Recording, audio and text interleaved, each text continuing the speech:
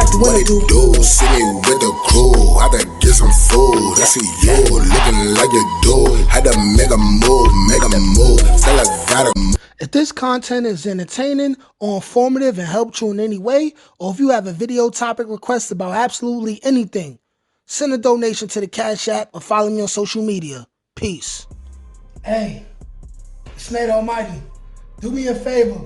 Before you watch the rest of this video, go ahead, hit that bell, man. Subscribe, man. Subscribe. Alright, y'all, what's good? What I got for y'all right now is another Rikers story. But this is probably only like 20-30% of Rikers story. This is also a hood legend / Bronx legend story, right? We're gonna talk about YG Jeff. YG Jeff, I would say, who was probably the heart and soul of the YGs, or at least was, you know what I'm saying? And not for violence, not necessarily for violence, not necessarily for doing bad things in the street, but more necessarily for his story overall, okay? Now, YG Jeff. YG Jeff is a person who I was in two places with, okay? I first met him 2006 in Horizon Juvenile Detention Center. Got a bunch of Horizon Juvenile Detention Center stories coming up. Once I get done with my New York State prison stories, you know what I'm saying? So be expecting those like the end of the summer, going into the last quarter of the year. But YG Jeff, like I said, I first met him 2006 in Horizon. I was never in the same hall as him. When I first arrived to Horizon, I believe I was in H hall and he was in D hall, right? So YG Jeff, real short, dark-skinned kid, right? While I'm looking at him, real short, and I was short at the time too, so he was shorter than me.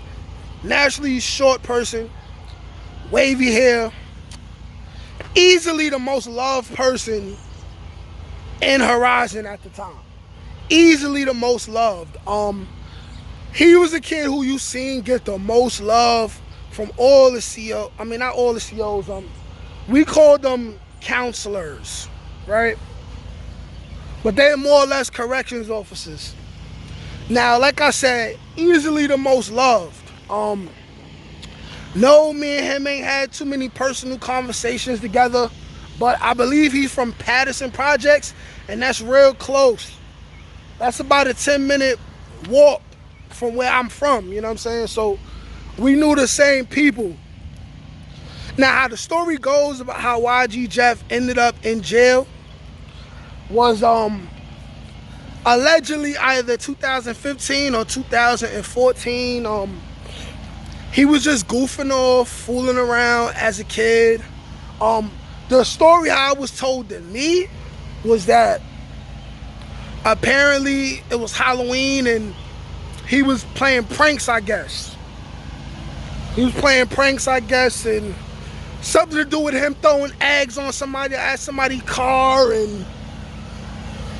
and something about an altercation that the word was told to me, because I'm not speaking about none of this street shit like I know.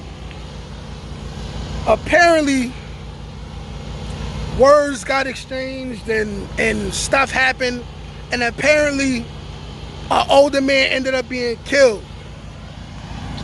Now, YG Jeff gets locked up.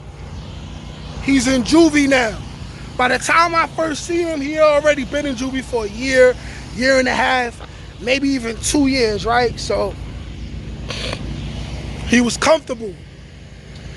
But when I say this man was the most beloved man in juvenile detention, I mean most beloved man. I'm talking about he was getting food from outside from the counselors, you know what I'm saying? He used to be able to stay out longer during bedtime, just bullshitting around, you know what I'm saying? Extra phone calls, extra talk time. There's even a counselor who I'm not gonna say her name. But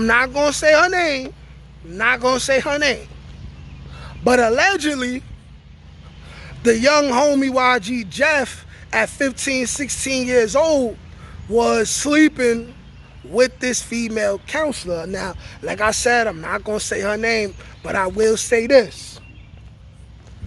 She got nipple piercings. That's all I'm gonna say. Being a young 15, 16-year-old kid, I do remember that, you know what I'm saying? She had nipple piercings. That's all I'm gonna say.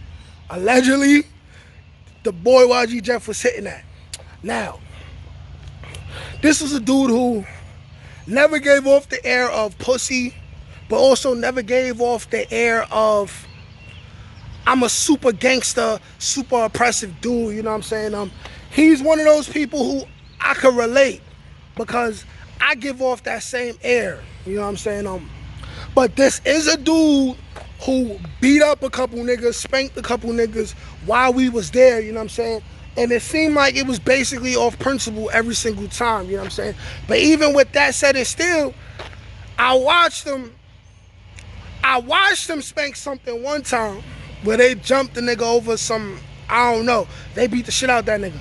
But he also wasn't just jumping niggas like a pussy nigga. He was handling his business and then not getting in as much trouble as the average nigga would. Cause he been there so long, like he had OG status, you know? What else I know about YG Jeff? Alright, so YG Jeff, I ended up seeing him again on Rikers Island when he turned 18, right? So, I forgot what house I was in.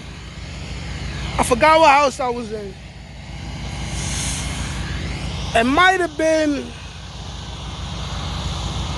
I don't know, one up one of these houses. Anyway, in comes YG Jeff, all right? Now, me, I'm already good in this house, from what I remember. This wasn't a house where I had to go in and get my ass kicked. Nah, this wasn't one of those places. But anyways, in comes YG Jeff, and the two people who ran the crib was already YG. So what one of them did was they automatically gave YG Jeff the crib, right? From what I remember, they automatically gave YG Jeff the crib, and immediately once he got to Rikers Island, there was already talks about him all over the place, you know what I'm saying? All the YG dudes was going to check up on him, make sure he was all right, giving the nigga food, all type of shit, you know what I'm saying? He was definitely a very well-received, well-liked person. Had no smut on his name at all. I never heard about no type of pussy shit having to do with that man. I don't have too much to say because I never personally knew him. Like me and him in Horizon, where we would have had the most time to be around each other and talk to each other, we wasn't in the same house. So it was mainly we see each other head nod type of shit like that. You know what I'm saying? Oh shit, about to rain in this bitch. Rikers Island, I was already on my way out of a crib that he was getting to. I ended up getting packed up, basically a swap. But that's it. Apparently the brother had copped out to 7 to life, and he did about 13 years in total, and apparently he's home now. And if he is home, I want to end this story, how I end all my stories, by saluting this man, not for any crimes that he allegedly did or he clearly did, but for saluting this man for taking his time like a man, never finding nobody to snitch on, never blaming the world for what he got himself into, even as a young 14, 15-year-old kid. YG Jeff, the most beloved YG and the most approachable and most positive seeming YG that I ever seen, ever known about. Peace.